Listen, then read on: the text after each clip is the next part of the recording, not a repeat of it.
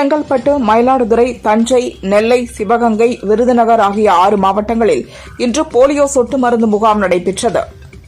தென்கிழக்கு வங்கக்கடலில் நிலவும் ஆழ்ந்த காற்றழுத்த தாழ்வு மண்டலம் நாளை புயலாக வலுப்பெறும் என அறிவித்திருந்த நிலையில் இன்று மாலையே புயலாக வலுப்பெறும் என இந்திய வானிலை மையம் கணித்துள்ளது.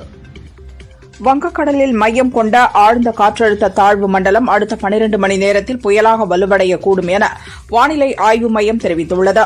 நாளை மறுநாள் ஆந்திராவின் மசூலிப்பட்டினம், கலிங்கப்பட்டினம் இடையே புயல் கரையை கடக்கும் என கூறியுள்ளது. ராணிப்பேட்டை, திருவள்ளூர், சென்னை மாவட்டங்களுக்கு நாளை மிக கனமழைக்கான ஆரஞ்ச் அலர்ட் விடுக்கப்பட்டுள்ளது. விழுப்புரம், செங்கல்பட்டு, காஞ்சிபுரம், வேலூர் மாவட்டங்களில் கனமழை பெய்யும் என இந்திய வானிலை மையம் தெரிவித்துள்ளது. 127வது மன் கி பாத் நிகழ்ச்சியில் பேசிய பிரதமர் மோடி, ஆபரேஷன் சிந்தூர் ஒவ்வொரு இந்தியருக்கும் பெருமை அளிக்கிறது. நாட்டில் நக்சல்களை முற்றிலுமாக ஒழிக்க மக்கள் விரும்புகிறார்கள் என கூறினார். ஜிஎஸ்டி சீர்திருத்தம் மக்களிடையே உற்சாகத்தை ஏற்படுத்தியுள்ளது. சுதேசி பொருட்களின் விற்பனை மிகப்பெரிய அளவில் அதிகரித்து வருகிறது என மன் கி பாத் நிகழ்ச்சியில் பிரதமர் மோடி பேசியுள்ளார். நமது தேசிய பாடலான வந்தே மாதரத்தின் 150வது ஆண்டு விழா நவம்பர் 7 கொண்டாட இந்தியா தயாராகி வருகிறது. இந்த நிகழ்ச்சியில் மக்கள் அனைவரும் பங்கேற்க வேண்டுமென பிரதமர் மோடி அழைப்பு விடுத்துள்ளார். பைசன் படம் பார்க்க மணிக்கணக்கில் நேரம் செலவழிக்கும் முதல்வர் ஸ்டாலினுக்கு விவசாயிகள், ஏழை எளிய மக்களை பார்க்கவும் அவர்களின் வேதனைகளை கேட்டறியவும் நேரம் இல்லையா என அதிமுக பொதுச் செயலாளர் பழனிசாமி கேள்வி எழுப்பியுள்ளார். நெல் கொள்முதல் குறித்து எதிர்க்கட்சித் தலைவர் பழனிசாமி சொன்னதெல்லாம் புலுகு மூட்டைகள்தான் என முதல்வர் ஸ்டாலின் தெரிவித்துள்ளார். பொய்கள், அவதூறுகளை புறந்தள்ளுவோம், அரசியல் களத்தில் அறுவடை செய்ய எதிர்க்கட்சித் தலைவர் முயற்சி செய்து வருகிறார் என கூறியுள்ளார். வாக்குரிமையை பறித்துவிட்டு தமிழகத்தில் வெற்றி பெறலாம் என்று பாஜக, அதிமுக போடுகின்ற கணக்கு தப்பு கணக்குதான் என முதல்வர் ஸ்டாலின் கூறியுள்ளார். வாக்காளர் பட்டியலில் இருந்து சிறுபான்மையினரின் வாக்குகளை நீக்க பாரதிய ஜனதா, அதிமுக முயற்சி செய்வதாக முதல்வர் ஸ்டாலின் குற்றம் சாட்டியுள்ளார். தான் எதற்கு முதல்வர் ஆனோம் என்பதையே மறந்துவிட்டு முழுநேர சினிமா விமர்சகராக இன்றைய முதல்வர் மாறிவிட்டதாக எடப்பாடி பழனிசாமி தெரிவித்துள்ளார். விளையாட்டில் சாதிக்கும் திறமையானவர்களுக்கு தமிழக விளையாட்டுத்துறை என்றென்றும் பக்கபலமாக இருக்கும், மேலும் அவர்களை ஊக்கப்படுத்தவும் செய்யும் என துணை முதல்வர் உதயநிதி தெரிவித்தார். நெல் விவசாயிகளின் வேதனையை திமுக அரசு சாதனை என தம்பட்டம் அடித்துக் கொள்கிறது. 4 ஆண்டில் 1/3 பங்கு மட்டுமே நெல் கொள்முதல் செய்யப்பட்டிருப்பது சாதனையா, வேதனையா என பாமக தலைவர் அன்புமணி கேள்வி எழுப்பியுள்ளார். 4 ஆண்டுகால திமுக ஆட்சியில் சராசரியாக 42.61 லட்சம் மெட்ரிக் டன் நெல் கொள்முதல் செய்யப்பட்டு சாதனை படைத்துள்ளதாக தமிழக அரசு தெரிவித்துள்ளது. நெல் கொள்முதல் குறித்து எழுந்துள்ள சர்ச்சைகளுக்கு பதிலளிக்கும் விதமாக கடந்த அதிமுக ஆட்சியை விட திமுகவின் 4 ஆண்டு கால ஆட்சியில் கூடுதல் நெல் கொள்முதல் செய்யப்பட்டுள்ளதாக தமிழக அரசு தெரிவித்துள்ளது. கரூர் சம்பவத்தில் பலியானவர்களின் குடும்பத்தினரை மாமல்லபுரத்தில் வைத்து விஜய் நாளை சந்திக்கிறார். அனைவரையும் இன்றிரவுக்குள் அழைத்து வர நிர்வாகிகளுக்கு உத்தரவிடப்பட்டுள்ளது. சினிமா துறையில் விஜய்க்கு இருக்கும் செல்வாக்கு அனைத்தும் ஓட்டாக மாற வேண்டும் என்றால் அதற்கு அதிமுகவைப் போல பயிற்சியுள்ள பயிற்சியாளர்கள் விஜய்க்கு தேவை. விஜய் எங்கள் கூட்டணிக்கு வந்தால் அவரது எதிர்காலத்துக்கும் நல்லது என முன்னாள் அமைச்சர் ராஜேந்திர பாலாஜி கூறியுள்ளார். கரூரில் பாதிக்கப்பட்ட மக்களை தவிக தலைவர் விஜய் சந்திப்பது நல்ல விஷயம். கரூர் விவகாரத்தில் சிபிஐ விசாரணையில் நீதி கிடைக்கும் வாய்ப்பு பிரகாசமாக உள்ளதாக பாஜக எம்எல்ஏ வானதி கூறியுள்ளார். விஜயை நோக்கி சில கேள்விகள் கேட்டதற்கு உடனே அவரை நான் எதிர்க்கிறேன் என்று சொல்லிவிட்டார்கள். என் நண்பனாக இருக்க தகுதி தேவையில்லை, ஆனால் எதிரியாக இருக்க தகுதி வேண்டும் என நாதக கட்சியின் தலைமை ஒருங்கிணைப்பாளர் சீமான் கூறியுள்ளார். நாட்டிலேயே முதல் முறையாக தமிழகத்தில் 1 முதல் 14 வயதுடைய சிறுமிகளுக்கு இலவச புற்றுநோய் தடுப்பூசி போடும் திட்டம் விரைவில் தொடங்கப்பட உள்ளதாக சென்னையில் 16வது ஆண்டு மார்பக புற்றுநோய் விழிப்புணர்வு பேரணியை தொடங்கி வைத்து அமைச்சர் மா. சுப்பிரமணியன் அறிவித்தார். தாயுமானவர் திட்டம் முதியோர்களுக்கும் மாற்றுத்திறனாளிகளுக்கும் உதவும் திட்டமாக தெரியவில்லை, தேர்தலுக்காக மக்களை ஏமாற்றுவதற்காக போடப்பட்ட திட்டமாக தெரிகிறது என முன்னாள் அமைச்சர் உதயகுமார் தெரிவித்தார். முதல்வர் கேட்கும் நிவாரணத்தை கொடுக்காமல் மத்திய அரசு கிள்ளிக் கொடுக்கும் நிவாரணத்தால் பாதிக்கப்பட்ட மக்களுக்கு எந்த பயனும் இல்லை என திமுக எம்பி கனிமொழி குற்றம் சாட்டியுள்ளார். தனியார் பல்கலைக்கழகங்கள் சட்ட திருத்த மசோதாவை திரும்பப் பெறுவது வரவேற்கத்தக்கது. சட்ட மசோதாவை திரும்பப் பெறும் அரசின் முடிவை இந்திய கம்யூனிஸ்ட் கட்சியின் தமிழ்நாடு மாநில செயற்குழு வரவேற்கிறது என இந்திய கம்யூனிஸ்ட் கட்சி மாநில செயலாளர் வீரபாண்டி தெரிவித்தார். பஞ்சாயத்து கிராம நிர்வாக ஊழியர்களுக்கு ஓய்வூதியம் மற்றும் 50 லட்சத்துக்கான மதிப்பீடு வழங்கப்படும் என பீகாரின் இண்டி கூட்டணி முதல்வர் வேட்பாளர் தேஜஸ்வி யாதவ் வாக்குறுதி அளித்துள்ளார். இடுக்கியில் ஏற்பட்ட மண் சரிவில் சிக்கி விஜு என்பவர் பலியானார். இடுக்கி அடிமாலி தேசிய நெடுஞ்சாலையில் ஏற்பட்ட மண் சரிவில் சிக்கிய பெண் ஒருவர் மீட்கப்பட்டார். மலேசியா சென்றுள்ள அமெரிக்க அதிபர் டிரம்ப் முன்னிலையில் தாய்லாந்து கம்போடியா இடையே போர் நிறுத்த ஒப்பந்தம் இன்று கையெழுத்தானது. உலகிற்கு அமைதியை வலுவாக ஊக்குவிக்கும் தலைவர்கள் தேவை என்று அமெரிக்க அதிபர் டிரம்பை மலேசிய பிரதமர் அன்வர் இப்ராஹிம் பாராட்டியுள்ளார். ரஷ்ய அதிபர் விளாடிமிர் புட்டினுடன் பேசி என் நேரத்தை நான் வீணாக்க விரும்பவில்லை என அமெரிக்க அதிபர் டிரம்ப் கூறியுள்ளார். அதிகாரத்தில் இருப்பவர்கள் குற்றவாளிகளுக்கு கேடயமாக மாறும்போது யாரிடமிருந்து நீதியை எதிர்பார்க்க முடியும் என லோக்சபா எதிர்க்கட்சித் தலைவர் ராகுல் கேள்வி எழுப்பியுள்ளார். கரூர் கூட்ட நெரிசலில் சிக்கி இறந்தவர்களின் குடும்பத்தினரை விஜய் நேரில் அழைத்து ஆறுதல் சொல்வது குறித்து நான் கருத்து சொல்ல விரும்பவில்லை. விஜயின் எதிர்கால அரசியலை அவர்தான் தீர்மானிக்க வேண்டுமென விசிக தலைவர் திருமாவளவன் தெரிவித்தார். பஹ்ரைனில் நடந்த ஆசிய இளையோர் விளையாட்டுப் போட்டியில் தங்கம் வென்ற நம் கபடி வீரர்கள் கார்த்திகா, அபினேஷ் மோகன்தாஸ் ஆகியோர் சென்னை திரும்பியதும் நேராக எனது இல்லத்துக்கு அழைத்து பாராட்டி இருவருக்கும் தலா 25 லட்சம் ரூபாய் ஊக்கத்தொகை வழங்கினேன் என முதல்வர் ஸ்டாலின் தெரிவித்துள்ளார். அரசு பள்ளிகளையும் விடுதிகளையும் மூடிவிட்டு கல்வியில் சிறந்த தமிழகம் என்று சொல்லி பலனில்லை. சமூக நீதி விடுதிகளை மூடிவிட்டு சமூக நீதி பற்றி பேசுகிறது திமுக அரசு என பாஜக எம்எல்ஏ வானதி சீனிவாசன் குற்றம் சாட்டியுள்ளார். பீகார் தேர்தலில் நீதி வெல்ல வேண்டும், ஜனநாயகம் வெல்ல வேண்டும், மக்கள் வெல்ல வேண்டும் என்பதுதான் மக்களின் ஆசை என திமுக எம்பி கனிமொழி தெரிவித்தார். காந்திமதியை செயல் தலைவராக நியமனம் செய்ததற்கு இவ்வளவு ஆதரவு இருக்கும் என்று நான் கொஞ்சம் கூட நினைத்து பார்க்கவில்லை என பாமக நிறுவனர் ராமதாஸ் கூறியுள்ளார். அடங்கமறு அத்துமீறி என்றால் வன்முறை அல்ல, அடக்குமுறையை எதிர்த்து நிற்பது. இதை சரியாக புரிந்து கொள்ளாமல் கிண்டல் செய்வது ஆதிக்க சாதி உணர்வு என விசிக தலைவர் திருமாவளவன் கூறியுள்ளார். தமிழக சட்டசபை தேர்தலுக்கான தேர்தல் அறிக்கையை தயாரிக்க பாஜக முடிவெடுத்துவிட்டது. இந்த தேர்தல் அறிக்கை பொங்கலன்று வெளியிட வாய்ப்புள்ளதாகவும் கூறப்படுகிறது. தாவேக முன்னணி தலைவர்களின் செயல்பாடுகளால் விரக்தியில் உள்ள தாவேக தலைவர் விஜய் அரசியல் ரீதியாக அடுத்த கட்ட நகர்வின்றி வீடு மற்றும் அலுவலகத்தில் முடங்கியிருக்கிறார். தமிழக சட்டசபையில் நிறைவேற்றப்பட்ட தனியார் பல்கலை திருத்த சட்ட மசோதா திரும்ப பெறப்பட்டு மறு ஆய்வு செய்யப்படும் என உயர்கல்வித்துறை அமைச்சர் கோவி செழியன் தெரிவித்துள்ளார். நாடு முழுவதும் 2024-25 கல்வியாண்டில் மட்டும் சுமார் 8000 பள்ளிகளில் மாணவர் சேர்க்கை நடைபெறவில்லை என மத்திய கல்வி அமைச்சகம் வெளியிட்டுள்ள புள்ளி விவர தரவுகளில் தெரிவித்துள்ளது. இந்த பள்ளிகளில் 20,000 ஆசிரியர்கள் பணியில் உள்ளதாகவும் அதில் தெரிவிக்கப்பட்டுள்ளது. பாகிஸ்தான் எல்லை அருகே இந்திய முப்படைகள் திரிசூல் பயிற்சியில் ஈடுபட உள்ளதால் பாகிஸ்தானின் மத்திய மற்றும் தெற்கு பிராந்திய வான்வெளியில் வரும் 28 மற்றும் 29ஆம் தேதிகளில் பயணிகள் விமானம் பறக்க தடை விதிக்கப்பட்டுள்ளது. மகாராஷ்டிராவில் உள்ள அவுரங்காபாத் ரயில் நிலையத்தின் பெயரை சத்ரபதி சம்பாஜி நகர் ரயில் நிலையம் என மாற்றம் செய்யப்பட உள்ளதாக தெற்கு மத்திய ரயில்வே அதிகாரப்பூர்வமாக அறிவித்துள்ளது. தொலைக்காட்சி சேனல்களின் வருவாயை மேம்படுத்துவதற்காக டிஆர்பி நிர்ணய செயல்முறையில் புதிய வழிகாட்டுதல்கள் வகுக்கப்பட்டு வருவதாக மத்திய அமைச்சர் அஸ்வினி வைஷ்ணவ் தெரிவித்தார். ஜார்க்கண்டில் மரபணு ரீதியான இரத்த கோளாறால் பாதிக்கப்பட்டு ரத்த மாற்றம் செய்யப்பட்ட 5 குழந்தைகளுக்கு எச்ஐவி தொற்று உறுதியானது. எச்ஐவி பாதித்த ரத்தத்தை குழந்தைகளுக்கு ஏற்றியதாக பெற்றோர் புகார் அளித்த நிலையில் உயர்மட்ட மருத்துவக் குழு விசாரிக்கிறது. 2025ஆம் ஆண்டுக்கான ஹென்லி பாஸ்போர்ட் குறியீட்டில் பொருளாதார வளர்ச்சியிலிருந்து இந்தியாவின் பாஸ்போர்ட் 85வது இடத்திற்கு சரிந்துள்ளது. கடந்த ஆண்டில் இந்தியாவின் பாஸ்போர்ட் 80வது இடத்தில் இருந்தது குறிப்பிடத்தக்கது. மகாராஷ்டிராவில் பாலியல் வன்கொடுமை சம்பவத்தால் 28 வயது பெண் மருத்துவர் தற்கொலை செய்து கொண்டதாக கூறப்படும் வழக்கில் பெயரை குறிப்பிடாமல் எம்பி ஒருவருக்கும் தொடர்பு இருப்பதாக பாஜக எம்எல்ஏ சுரேஷ் தாஸ் கூறியிருப்பது பரபரப்பை ஏற்படுத்தியுள்ளது. கேரளா ஆலுவாவில் உள்ள மலையாள நடிகர் திலீப்பின் வீட்டுக்குள் குடிபோதையில் சுவர் ஏறி குதித்த ரசிகர் அபிஜித் என்பவரை போலீசார் கைது செய்தனர். ஒரு காலத்தில் சமஸ்கிருதம் மக்களின் தொடர்பு மொழியாக இருந்தது.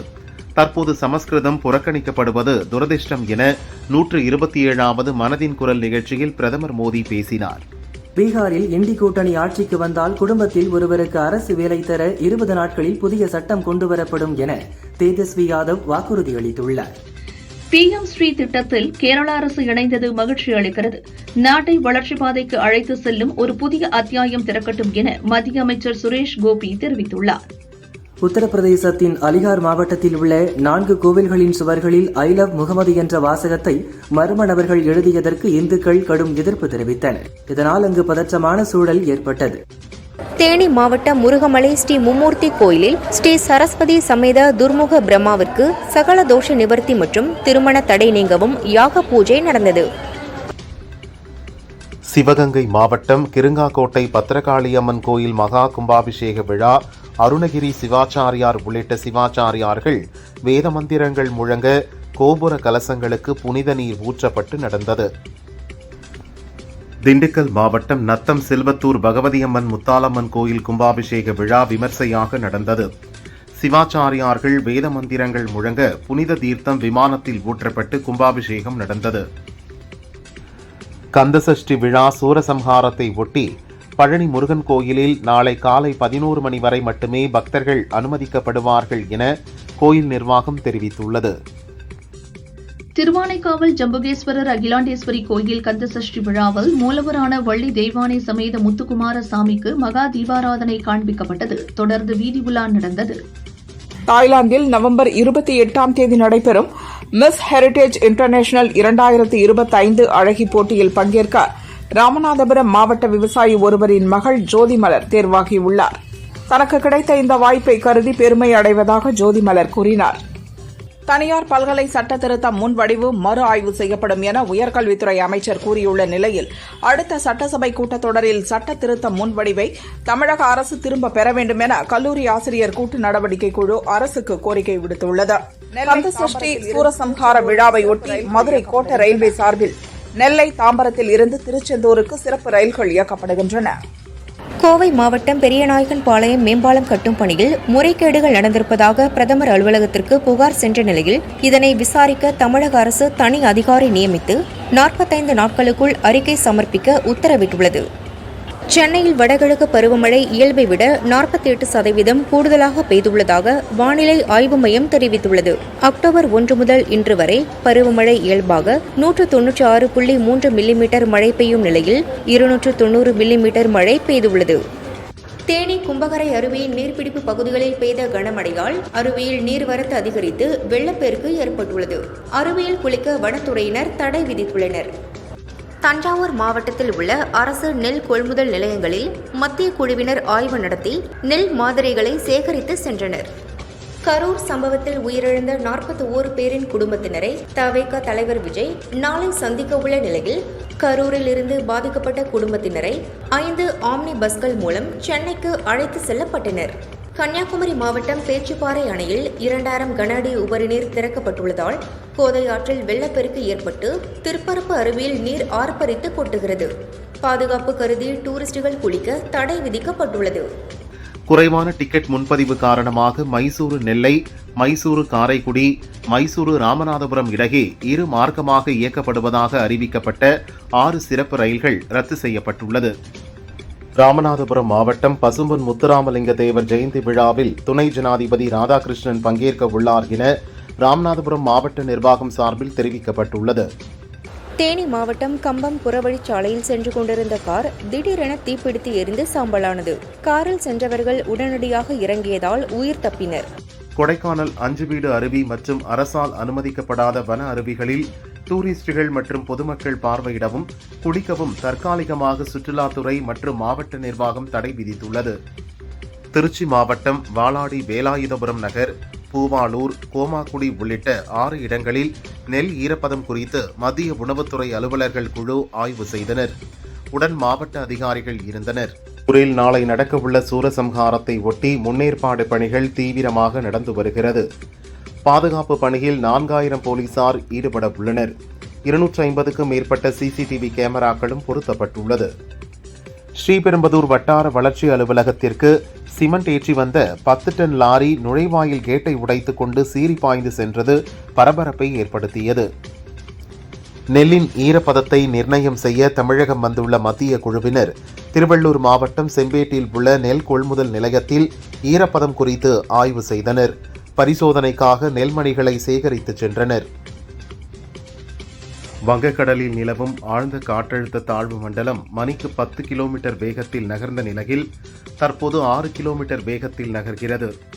சென்னைக்கு தென்கிழக்கே 780 கிலோமீட்டர் தொலைவில் தாழ்வு மண்டலம் உள்ளது. மோந்தா புயல் காரணமாக புதுச்சேரி ஏனாமில் உள்ள பள்ளி கல்லூரிகளுக்கு நாளை முதல் 29ஆம் தேதி வரை விடுமுறை அளிக்கப்பட்டுள்ளது. வைகை அணையின் மொத்த கொள்ளளவு 71 அடியில் 70 அடியை எட்டியுள்ளது. தேனி, மதுரை, திண்டுக்கல், சிவகங்கை, ராமநாதபுரம் ஆகிய 5 மாவட்ட வைகை ஆற்றங்கரையோர மக்களுக்கு வெள்ள அபாய எச்சரிக்கை விடுக்கப்பட்டுள்ளது. புயல் எச்சரிக்கை காரணமாக காசிமேட்டில் மீன்வரத்து குறைந்தது. இதன் காரணமாக விலை அதிகமானது. மீன்பிரியர்கள் ஏமாற்றம் அடைந்தனர். புதுச்சேரியில் அரசு அதிகாரிகள் லஞ்சம் கேட்டால் பொதுமக்கள் அச்சமின்றி புகார் அளிக்க முன்வர வேண்டும் என லஞ்ச ஒழிப்புத்துறை சீனியர் எஸ்பி ஈஷா சிங் தெரிவித்துள்ளார். தமிழகத்தில் கடந்த 24 மணி நேரத்தில் அதிகபட்சமாக நெல்லை மாவட்டம் நாலுமுக்கில் 13 சென்டிமீட்டர் மழை பெய்துள்ளது. திருவள்ளூர் ஊத்துக்கோட்டையில் 9 சென்டிமீட்டர், மாஞ்சோலையில் 8 சென்டிமீட்டர் மழை பதிவாகியுள்ளது. தமிழகத்தை உலுக்கிய சட்டவிரோத கிட்னி விற்பனை தொடர்பாக சிறப்பு புலனாய்வு விசாரணை வலயத்திற்குள் அரசு அதிகாரிகள் சிலரை கொண்டு வந்ததாக தகவல் வெளியாகியுள்ளது. இடைத்தரகர்களுக்கு ஆதரவாக போலி முத்திரைகள், சான்றிதழ்களுக்கு கையொப்பமிட்டது குறித்து விசாரிக்கப்படுகிறது. எலும்பு சத்து குறைபாடு, மூளை குறைபாடு மற்றும் உடல் பருமன் குறித்த விழிப்புணர்வை ஏற்படுத்த இந்திய மருத்துவ சங்கம் சார்பில் சென்னையில் நடத்தப்பட்ட விழிப்புணர்வு மாரத்தானை துணை முதல்வர் உதயநிதி தொடங்கி வைத்தார். மேட்டூர் அணைக்கு நீர்வரத்து 35,000 கன அடியாக குறைந்த நிலையில் அணையிலிருந்து திறக்கப்படும் நீரின் அளவும் வினாடிக்கு 45,000 கன அடியிலிருந்து 35,000 கன அடியாக குறைக்கப்பட்டது. அணையின் நீர்மட்டம் 120 அடியாக நீடித்து வருகிறது. பைசன் திரைப்படம் மாரி செல்வராஜின் திரைமகுடத்தில் மற்றொரு வைரக்கல் என முதல்வர் ஸ்டாலின் பாராட்டியுள்ளார். குற்றால அருவிகளில் வெள்ளப்பெருக்கு குறைந்ததால் 10 நாட்களுக்கு பிறகு குளிக்க அனுமதி வழங்கப்பட்டுள்ளது. தமிழகம் முழுதும் உங்களுடன் ஸ்டாலின் திட்டத்திற்காக பணியாற்றிய தன்னார்வலர்கள் ஊதியம் சரிவர வழங்காமல் உள்ளாட்சிகள் இழுத்தடித்து வருவதால் தவித்து வருகின்றனர். செம்பரம்பாக்கம் ஏரியிலிருந்து கூடுதல் நீர் திறக்கப்பட்டுள்ளதால் சென்னை சீனிவாசபுரத்தில் உள்ள அடையாறு ஆற்றின் முகத்துவாரத்தில் முதல்வர் ஸ்டாலின் ஆய்வு செய்தார். வானிலை மாற்றம் காரணமாக நாகை இலங்கை பயணிகள் கப்பல் சேவை இன்று முதல் டிசம்பர் மாதம் வரை தற்காலிகமாக நிறுத்தப்படுவதாக அறிவிக்கப்பட்டுள்ளது. பட்டுக்கோட்டை அருகே அரசு பள்ளியில் 7 மாணவிகளுக்கு பாலியல் தொல்லை கொடுத்த ஆசிரியர் பாஸ்கர் மற்றும் நடவடிக்கை எடுக்காத தலைமை ஆசிரியை விஜயா ஆகியோர் போக்சோ சட்டத்தின் கீழ் கைது செய்யப்பட்டனர். விழுப்புரத்தில் சாலையில் நடந்து சென்ற போக்குவரத்து கழக பெண் ஊழியர் அமுதா என்பவரிடம் 7 சவரன் தங்கச்சங்கிலியை மர்ம நபர்கள் பறித்துச் சென்றனர். 2025 PN7 எனும் விண்கல் பூமியின் 2வது நிலவு போல 2083 வரை சுற்றி வரும் என அமெரிக்காவின் நாசா தெரிவித்துள்ளது. இந்த விண்கல்லால் பூமிக்கு எவ்வித ஆபத்தும் இல்லை என தெரிவித்துள்ளனர். ஆசியன் உச்சி மாநாட்டில் பங்கேற்க மலேசியா வந்தடைந்த அமெரிக்க அதிபர் ட்ரம்ப் மலேசிய பிரதமர் அன்வர் இப்ராஹிம் மற்றும் நடன கலைஞர்களுடன் உற்சாகமாக நடனமாடினார். கனடாவின் விளம்பரத்தால் டென்ஷனான அமெரிக்க அதிபர் ட்ரம்ப் அந்நாட்டிலிருந்து இறக்குமதி செய்யப்படும் பொருட்களுக்கு கூடுதலாக 10% வரி விதித்துள்ளார். அமெரிக்க அதிபர் தேர்தலில் மீண்டும் போட்டியிடும் திட்டம் உள்ளது. ட்ரம்ப் சர்வாதிகாரியாக இருப்பார் என நான் கூறியது உண்மையாகிவிட்டது என கமலா ஹாரிஸ் தெரிவித்துள்ளார். அமெரிக்காவின் வரி விதிப்புக்கு எதிரான விளம்பரத்தை நாளை முதல் நிறுத்த கனடா அரசு முடிவு செய்துள்ளது. பஹ்ரைன் நாட்டில் நடந்த ஆசிய இளையோர் கபடி போட்டியில் இந்தியா தங்கம் வென்றது. மகளிர் அணியில் பங்கேற்ற சென்னை கண்ணகி நகரைச் சேர்ந்த கிருத்திகா மற்றும் ஆண்கள் அணியில் மன்னார்குடி அவினேஷ் கலந்து கொண்டு அணி வெற்றிக்கு உறுதுணையாக இருந்தனர். இருவரும் விமானம் மூலம் சென்னை திரும்பினர். அவர்களுக்கு அரசு சார்பில் உற்சாக வரவேற்பு அளிக்கப்பட்டது. அறிமுக இயக்குனர் கலையரசன் தங்கவேல் இயக்கத்தில் ரியோராஜ், மாளவிகா மனோஜ் நடித்துள்ள ஆண் பாவம் பொல்லாதது படம் அக்டோபர் 31 ரிலீஸ் ஆகிறது. படம் பற்றி ரியோராஜ் படத்தில் திருமணமான தம்பதிகளிடையே நடக்கும் பிரச்சினைகளை ஆண்கள் சைடிலிருந்து பேசியிருக்கிறோம். பெண்ணியம் பேசுபவர்களுக்கும் கண்டிப்பாக இந்த படம் பிடிக்கும். இது பெண்களுக்கு எதிரான படம் கிடையாது, அதே நேரத்தில் ஆண்களுக்கு சப்போர்ட்டிவான படம் என்றார். பித்தாக் புகழேந்தி இயக்கத்தில் பாடகர் மனோ மகன் துருவன், மீனாட்சி, RK சுரேஷ் முதன்மை வேடத்தில் நடித்துள்ள படம் வட்டக்கானல். தமிழில் இதற்கு முன் சிறு சிறு வேடங்களில் நடித்து வந்த RK வரதராஜ் இந்த படத்தில் பிரதான வேடத்தில் நடித்துள்ளார். அவரது வித்தியாசமான தோற்றம், வில்லத்தனமான நடிப்பு ரசிகர்களை கவருமாம். மேலும் தமிழ் சினிமாவிற்கு புதிய வில்லன் கிடைத்திருப்பதாக கூறுகிறார்கள். இந்த வாரம் இப்படம் திரைக்கு வருகிறது. விக்னேஷ் ராஜா இயக்கத்தில் தனுஷ் நடிக்கும் 54வது படத்திற்கு GV பிரகாஷ் இசையமைக்கிறார். மமிதா பைஜு நாயகியாக நடிக்கிறார். KS ரவிக்குமார், கருணாஸ், பிரீத்தி பாண்டியராஜ் மற்றும் மலையாள நடிகர்கள் ஜெயராம், சுராஜ் வெஞ்சரமூடு ஆகியோர் முக்கிய கதாபாத்திரங்களில் நடிக்கின்றனர். இதில் KS ரவிக்குமார் தனுஷின் அப்பாவாக நடிக்கிறாராம். ஏற்கனவே தங்கமகன் படத்திலும் தனுஷின் அப்பாவாக நடித்துள்ளார். இயக்குனர் ஏ.எல். விஜய், இசையமைப்பாளர் ஹாரிஸ் ஜெயராஜ் வனமகன் படத்தில் இணைந்திருந்தனர். அதன் பிறகு இருவருக்கும் இடைவெளி ஏற்பட்ட நிலையில் தற்போது காதல் ரீசெட் ரிப்பீட் படத்தின் மூலம் இரண்டாவது முறையாக இணைந்துள்ளனர். மதும்கேஷ், ஜியா சங்கர், அர்ஜுன் அசோகன் என புதுமுகங்கள் நடிக்கும் இப்படத்தில் எம்.எஸ். பாஸ்கர் முக்கிய வேடத்தில் நடிக்கிறார். எம். ராஜேஷ் இயக்கத்தில் ஜீவா, சந்தானம் நடித்து ஹிட்டான படம் சிவா மனசுல சக்தி. யுவன் சங்கர் ராஜா இசை அமைத்திருந்தார். இவர்கள் கூட்டணி 16 ஆண்டுகளுக்கு பிறகு மீண்டும் இணைந்துள்ளது. ஜீவாவின் 47வது படமாக உருவாகும் இதில் லவ் டுடே படத்தில் நடித்த இவானா நாயகியாக ஒப்பந்தமாகியுள்ளார். நடிகை பிரியாமணி தமிழில் ஜனநாயகன், தெலுங்கில் சரஸ்வதி படங்களில் நடித்து வருகிறார். அவர் கூறுகையில், எப்போதுமே பிரபலங்கள் தங்களது மார்க்கெட் அடிப்படையில் சம்பளம் கேட்பார்கள். நான் எனது தகுதிக்கு உரிய சம்பளத்தை கேட்கிறேன். அதை கேட்பதற்கு நான் தயங்குவதில்லை. குறைவாக கொடுத்தாலும் ஏற்பதில்லை என்றார். இயக்குனர் மாரி செல்வராஜ் தொடர்ந்து சாதி ரீதியான படங்களை இயக்குவதாக விமர்சனங்கள் எழுந்தன. இதற்கு விளக்கம் அளித்துள்ள அவர், நான் எடுப்பது சாதி அல்ல, சாதியை எதிர்க்கும் படம். இதை தொடர்ந்து செய்வேன் என்றார்.